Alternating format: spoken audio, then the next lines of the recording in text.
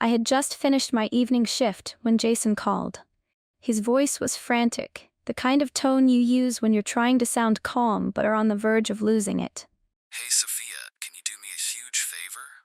I need someone to cover my night shift. It's an emergency. Jason, I don't. I started, but he cut me off. Please, just this once. I'll owe you big time, I swear. I groaned inwardly, staring at my sneakers as I leaned against the front desk. Night shifts weren't my thing. I liked working during the day, when the gym was alive with people. The clanging of weights, upbeat music blasting, and the energy of regulars pushing through their routines. The idea of spending the night in an empty gym made my skin crawl for reasons I couldn't quite explain. But Jason sounded desperate, and I didn't have the heart to say no. Fine, I muttered, resigning myself to an evening of coffee-fueled boredom. Just this once. The relief in his voice was almost worth it. Almost. By midnight, the gym was nearly empty. A lone guy on the rowing machine left with a wave, and by 12:30, I was alone.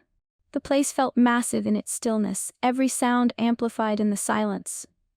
The low hum of the vending machine in the corner was oddly menacing, like it didn't belong in the quiet.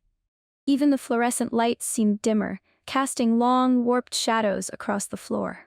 I started my usual routine, checking the equipment, making sure everything was in its proper place. The machines stood like silent sentinels in neat rows, and the only sound was the soft squeak of my sneakers on the polished floor. When I got to the mirrors, I grabbed a bottle of glass cleaner and a rag. The mirrors stretched across the length of the gym, reflecting everything back in stark clarity. Or at least, that's how they looked during the day.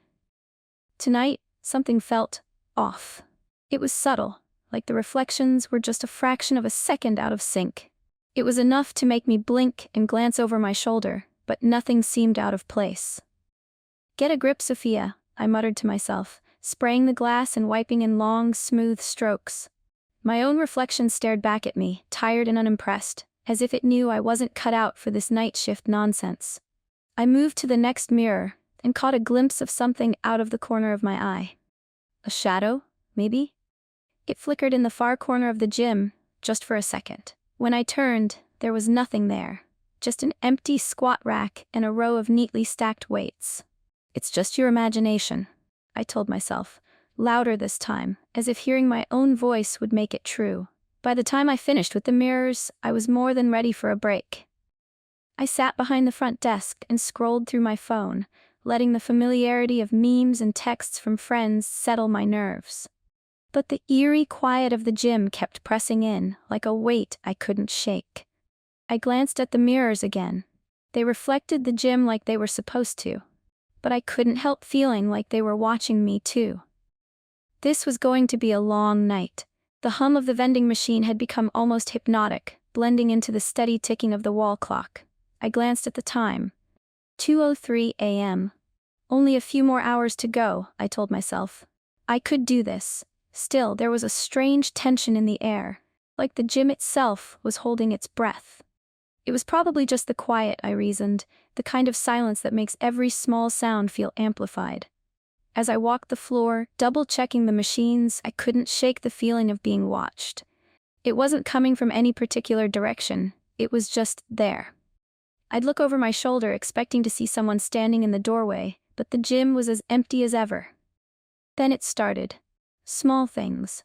Subtle oddities. A dumbbell on one of the racks seemed slightly out of place. I was sure it had been perfectly aligned when I walked by earlier. A resistance band on the floor that I distinctly remembered putting away was now draped over a bench. I told myself it was just me being tired. Things blur together when you're exhausted, right? Focus, Sophia, I muttered under my breath, heading back to the mirrors. Cleaning was the one thing that could keep my mind occupied. I sprayed the glass cleaner on the next panel and started wiping, moving the rag in slow circles. My reflection stared back at me, tired but familiar. But then out of the corner of my eye I saw it, a shadow flitting across the reflection. My head snapped around so fast I nearly gave myself whiplash. Nothing, just rows of empty machines and racks.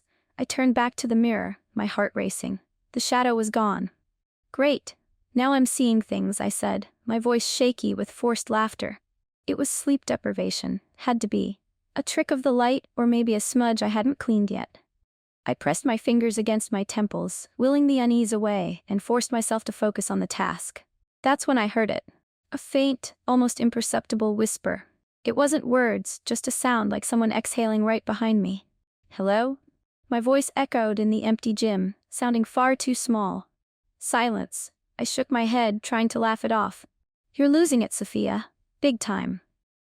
Determined to prove to myself that nothing was wrong, I turned to the row of treadmills to finish my rounds. I was halfway through inspecting them when one of the machines suddenly roared to life. I jumped, nearly tripping over my own feet, as the treadmill's belt started spinning at full speed. The digital display flickered, flashing random numbers before settling on a steady pace. Seriously? I said, my voice shaky as I approached the machine. Faulty wiring, that's all it is. I pressed the stop button, but the treadmill didn't respond. I held it down longer, and after a few agonizing seconds, the machine finally powered off with a jarring beep. There. Fixed, I muttered, trying to sound more confident than I felt. Totally normal. Machines glitch all the time. I stepped back, waiting to see if it would start again. When it didn't, I let out a shaky laugh. This place is messing with me, I said, heading back toward the mirrors. But as I passed the long stretch of glass, my reflection caught my eye. I froze. Something wasn't right. My reflection was delayed. When I turned my head, it didn't follow immediately. It lingered, just for a second, like it was deciding whether or not to mimic me. My heart pounded as I waved a hand in front of my face. The reflection copied me, but it was ever so slightly out of sync. It wasn't much, barely a fraction of a second, but it was enough to make my stomach churn. I stepped closer to the mirror, peering into it like I could catch my reflection slipping. It's just the lighting, I whispered, though my voice sounded unconvinced even to me. Nothing to worry about. I forced myself to turn away, heading back to the desk to busy myself with paperwork. But the feeling of being watched clung to me, heavy and oppressive. I couldn't shake the feeling of being watched.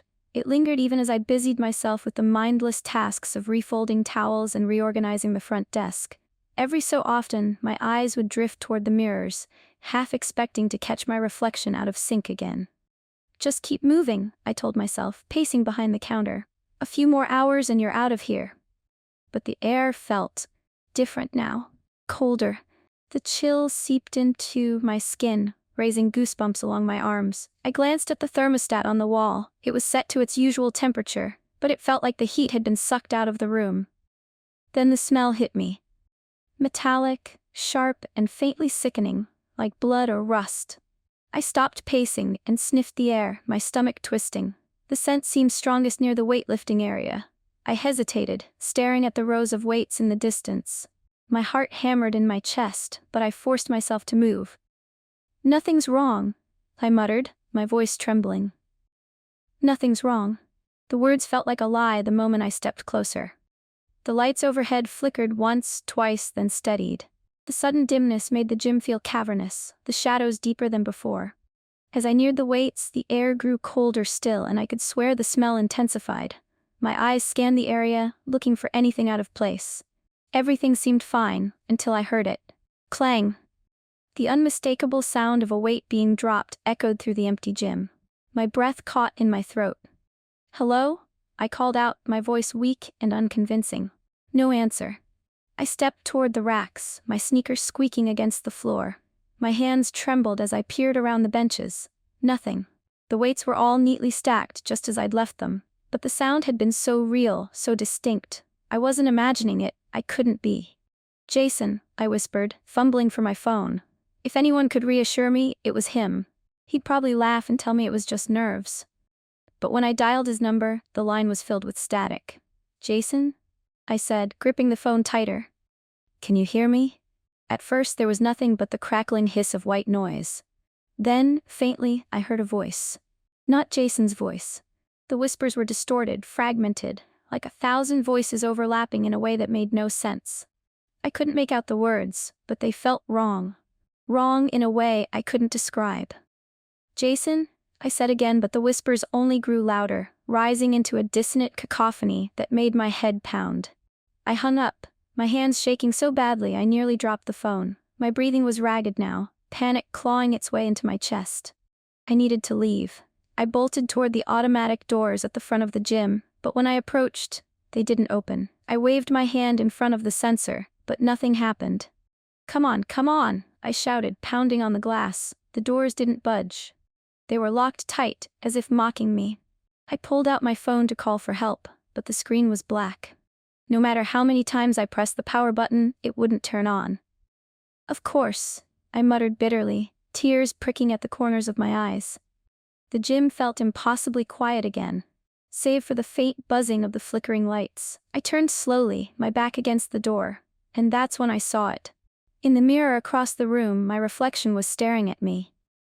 I hadn't moved, but the figure in the glass tilted its head slightly, a slow, deliberate motion that wasn't mine.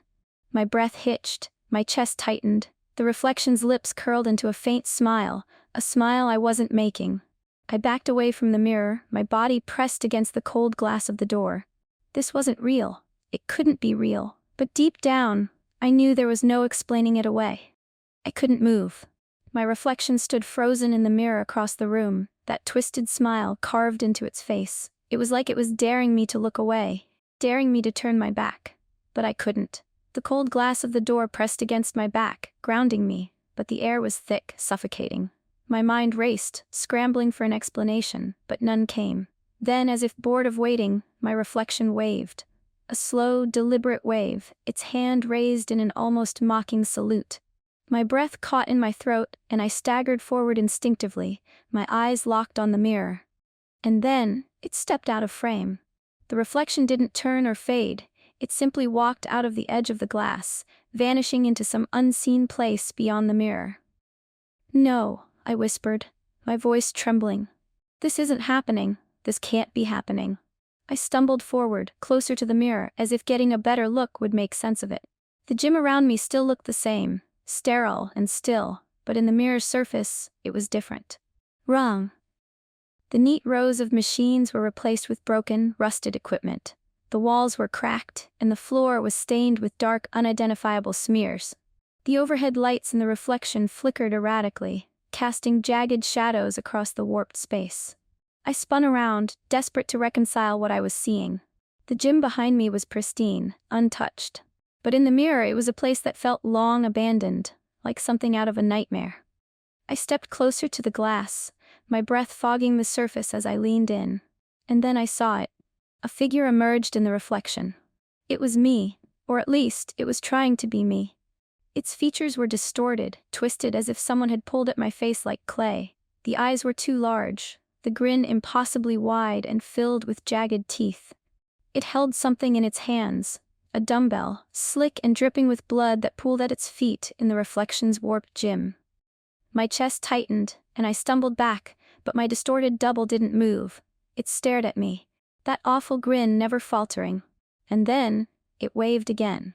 I turned away from the mirror, my body trembling, but my reflection didn't leave my mind.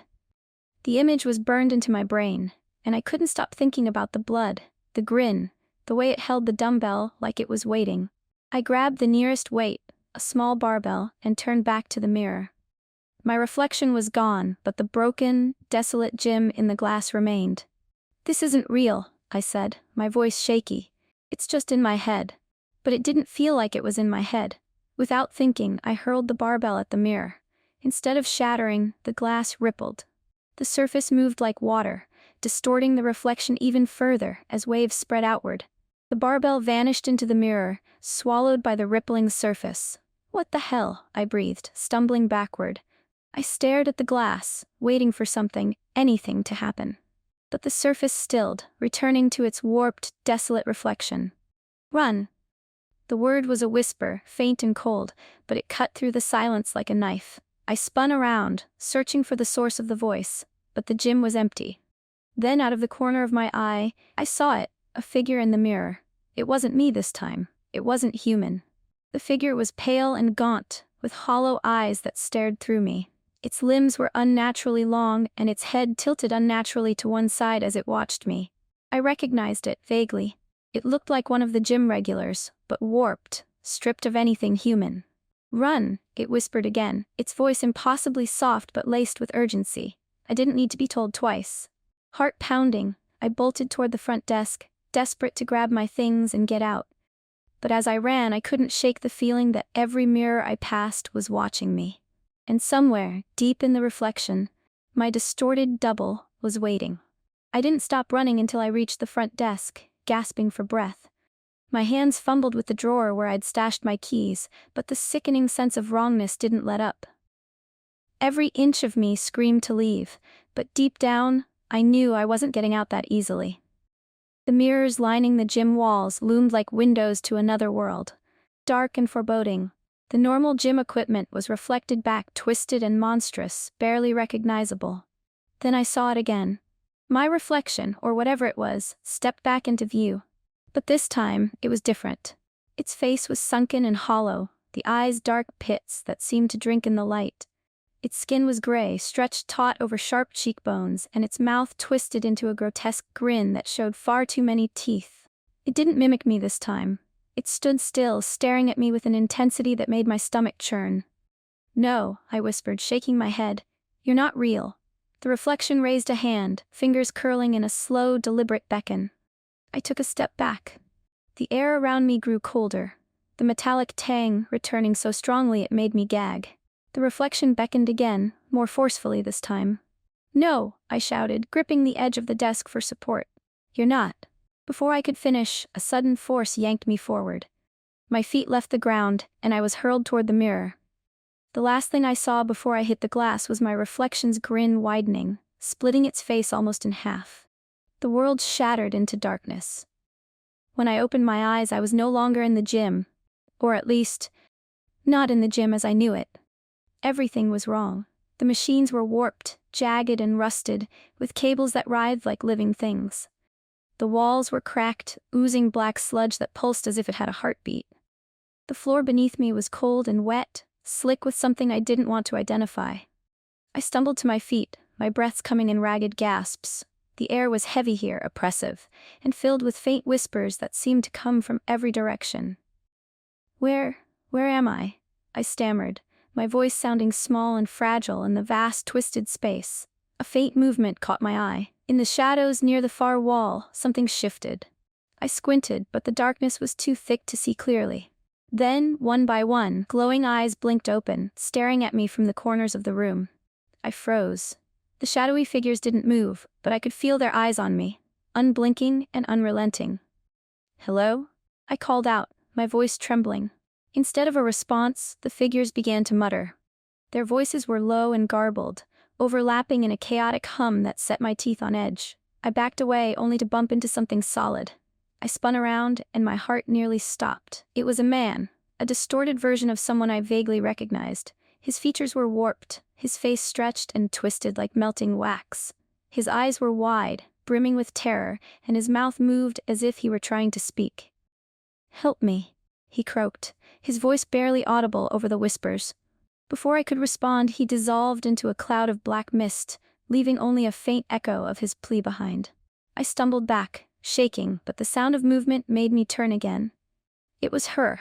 My reflection, the monstrous, hollow-eyed version of myself, was standing just a few feet away.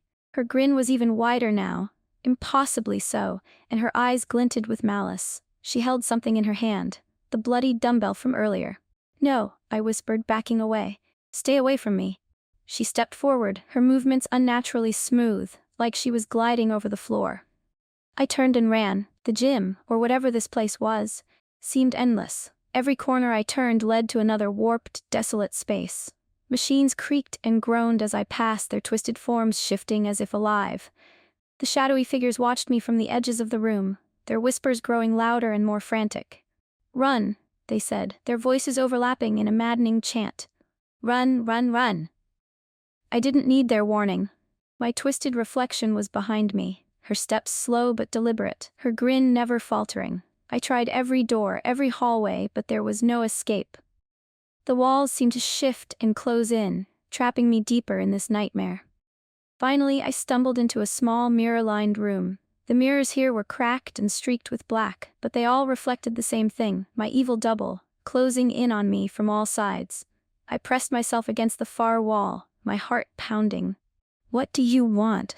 I screamed, tears streaming down my face. My reflection didn't answer. she just stepped closer, raising the dumbbell as if preparing to strike.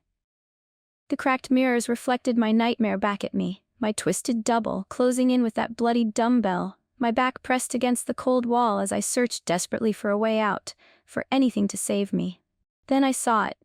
A faint glow in the corner of the room, cutting through the shadows like a beacon. A door.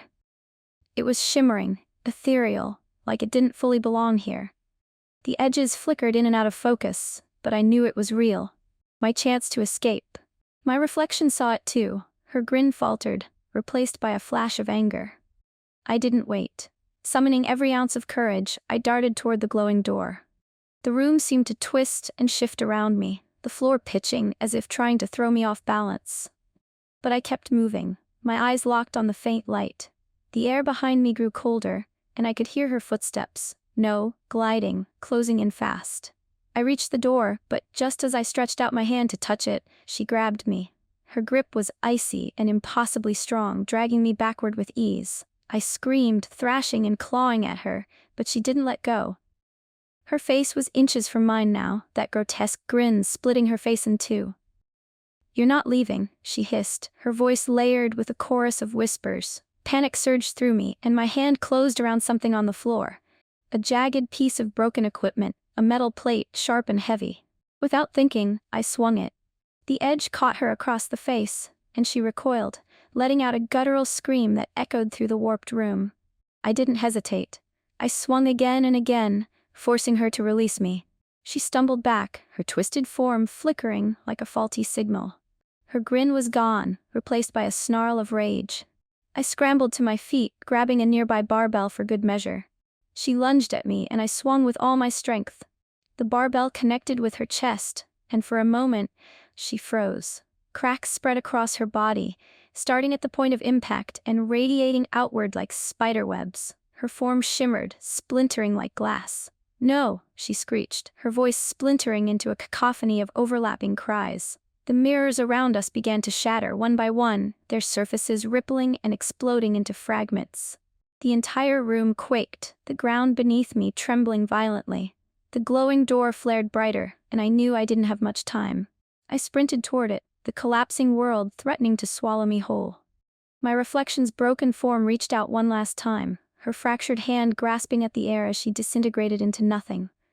I dove through the door just as the world behind me imploded.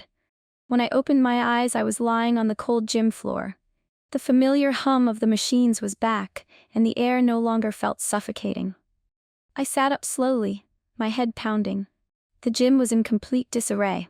Mirrors were shattered everywhere, their shards glinting in the harsh fluorescent light. Weights were scattered, and the machines were askew, like a tornado had ripped through the place. Sophia? I turned to see Jason standing in the doorway, his eyes wide with shock. He took a hesitant step inside, surveying the destruction. What happened here? He asked, his voice a mix of confusion and fear. I opened my mouth to explain, but stopped. How could I? How could I possibly make him understand what I'd been through? I don't know, I lied, shaking my head. He knelt beside me, concern etched into his face. Are you okay? You look pale. I'm fine, I said quickly, forcing myself to stand. My legs were shaky, but I managed. I just need to get out of here.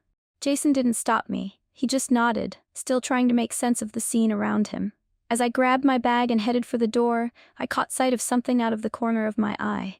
A shard of mirror lay on the floor, its jagged edge reflecting my face. But it wasn't me. My reflection was smiling again, that same knowing, malicious grin.